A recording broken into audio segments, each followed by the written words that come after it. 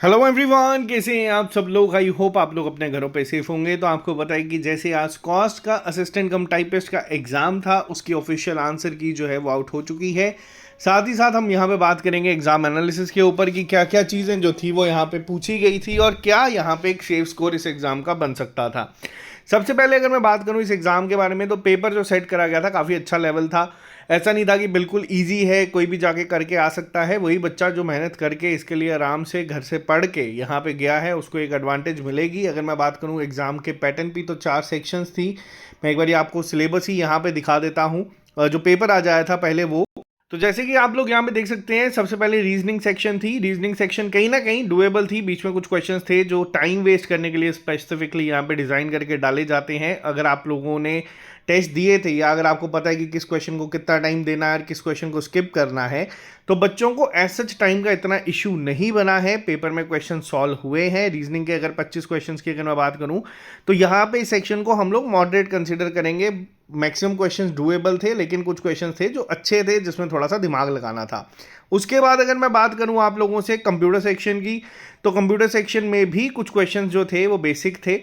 कुछ क्वेश्चन साथ में सेम पैटर्न को जो फॉलो करते हुए मॉडरेट बनाने की कोशिश करी गई थी। कुछ क्वेश्चंस अच्छे रखे गए थे, जिसमें अगर मैं यहाँ पे बात करूँ, कुछ जो हमारे MS एक्सेल के ऊपर क्वेश्चंस पूछे थे, कुछ बहुत बेहतरीन क्वेश्चंस भी थे और कुछ क्वेश्चंस यहाँ पे बेसिक भी थे जिनके आंसर आप लोग कर सकते थे। जैसे बाइनरी वैल्यू में आप लोग देख सकते हैं डेसिमल फॉर्म में कन्वर्ट करना था। वैसे ही एक्सेल का यहाँ पे आप लोग देख सकते हैं कि आपको एक प्रॉपर कंडीशन दी गई है कि फॉर्मूला कौन सा यूज़ होगा। तो पेपर में लेवल अच्छा खासा रखा गया था। जैसे कुछ क्वेश्चंस बेसिक ये हैं कि डी क्या रिप्रेजेंट करता है हेक्साडेसिमल में, तो ये क्वेश्चंस पूछे गए थे। इसके अलावा अगर मैं बात करूं आप लोगों से, जो हमारा तीसरा सेक्शन था जनरल अवेयरनेस। देखो, जनरल अवेयरनेस में मुझे JNK के जितने भी एग्जाम्स होते हैं उनसे बस एक शिकायत ये रहती है कि अगर आप लोग करंट अफेयर्स को डाल रहे हो, तो टेक्निकली जो करंट अफेयर्स होते हैं वो 6 महीने या मैक्सिमम टू मैक्सिमम 1 साल पुराने करंट अफेयर जो हैं वहाँ पे बनते हैं। बट यहाँ पे भी इस एग्जाम में भी अगर मैं बात करूँ, तो 2023 के करंट अफेयर्स पूछे गए थे, 2024 के पूछे गए थे। 2024 के तो चलो फिर कहीं ना कहीं जस्टिफिकेबल है, बट 2023 के कुछ GI टैक्स को पूछा गया था। तो वो कहीं ना कहीं देखो सबके लिए सेम होता है। इन क्वेश्चंस में ये होता है कि हम लोग अपना पेपर में नेगेटिव ना करके आए, जो कि कहीं ना कहीं बच्चों ने संभाला है, लेकिन कुछ बच्चों ने यहाँ पे गड़बड़ कर दी है। आंसर ही आने के बाद पता चल रहा है। जैसे ही आप लोग देख सकते हैं कि लेक, और यहाँ पे पूछा गया था मैच द फॉलोइंग बताना है डिस्ट्रिक्ट और लेक के बारे में। इजी क्वेश्चन है, अगर आप लोग इसके लिए तैयारी करके जाने तो आप लोग इसका आंसर कर सकते थे। इसके साथ साथ कि बहुत फेमस इवेंट हुआ था, जैसे रविंद्रनाथ टैगोर ने अपना नाइटहुड वापस दिया था, किस प्रोटेस्ट में दिया था, और कुछ क्वेश्चंस जो थे वो बहुत अच्छे भी थे। जैसे यहाँ पे आप देख सकते हैं ये क्वेश्चन, अगर आप लोगों ने जूनियर असिस्टेंट की हमारे साथ तैयारी करी है, हाई कोर्ट की भी अगर मैक्सिमम जो कश्मीर के बच्चों ने करी थी, तो जैसे कैबिनेट सेक्रेटरी पूछा गया था, नए कौन बनाए हैं, ये सब चीज़ें कवर थी, पढ़ाया गया था आप लोगों को। वहीं अगर मैं बात करूं जैसे ग्लोबल जेंडर गैप इंडेक्स के बारे में, तो अगर कोई बच्चा करंट अफेयर भी अच्छे से पढ़ के गया है, उसको यहाँ पे एक लीड जो है वो देखने को मिलेगी, इतना कंफर्म है। हाँ, कुछ क्वेश्चन जैसे आप यहाँ पे देख सकते हैं डिफिकल्ट बनाए गए थे।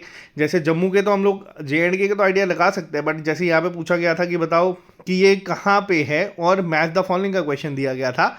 अच्छे क्वेश्चन थे। अब जैसे ही GI टैग पे मैंने आपको बताया, ये GI टैग अभी 2025 के नहीं है, 24 के भी नहीं है, कुछ 2023 के भी थे। तो चलो सबके लिए सेम था, तो इसको हम लोग कंसीडर कर लेते हैं। वहीं अगर मैं बात करूं इंग्लिश की, तो सबसे इजी सेक्शन इस पेपर में इंग्लिश को ही कंसीडर किया जाएगा।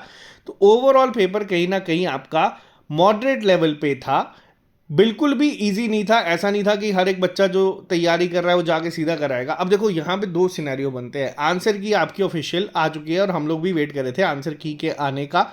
अब आंसर की यहाँ पे आने के बाद आप लोगों का कितना स्कोर बन रहा है, आप लोग ये कमेंट बॉक्स में लिख के बताओ। ये जो आप लोग देख रहे हैं कि जो आप लोगों का यहाँ पे ग्रीवेंसेस है आंसर की को लेके, वो भी आप लोग कमेंट बॉक्स में लिख के बता देना। हमारी टीम जो कश्मीर में है वो इसके लिए आपको हेल्प कर देगी, डिमांड ड्राफ्ट या जो भी होगा। बट हाँ, आंसर आप लोग वो सही जो होंगे वही देना। आंसर की आ चुकी है, ये मैं टेलीग्राम पे शेयर कर दूंगा। आप लोग अब अपना स्कोर जो है यहाँ पे बताना। देखो, जिन बच्चों ने भी अच्छा स्कोर अगर करा है, तो चांसेस कहीं ना कहीं आपके यहाँ पे बनते हैं कि अगर आप लोग छोटी छोटी गलती है मैंने यहाँ पे बताई ना, अगर आप उसको अवॉइड करके चल के गए हो, तो आपको एक अपर हैंड यहाँ पे मिलेगा। स्टिल आप लोग कमेंट बॉक्स में अपना स्कोर करके बताना, जितने भी बच्चों ने यहाँ पे पेपर दिया था आंसर की चेक करने के बाद। फिर आप लोगों को खुद ही एक आइडिया हो जाएगा कि कितना यहाँ पे सेफ था। अगर हमारी बात करें तो मुझे ऐसा लगता है कि इस पेपर में कहीं ना कहीं 70+ जो है वो स्कोर किया जा सकता था। इंग्लिश सेक्शन की बात करूँ या बाकी सेक्शंस की बात करूँ, ये मेरा पॉइंट ऑफ व्यू है सिर्फ।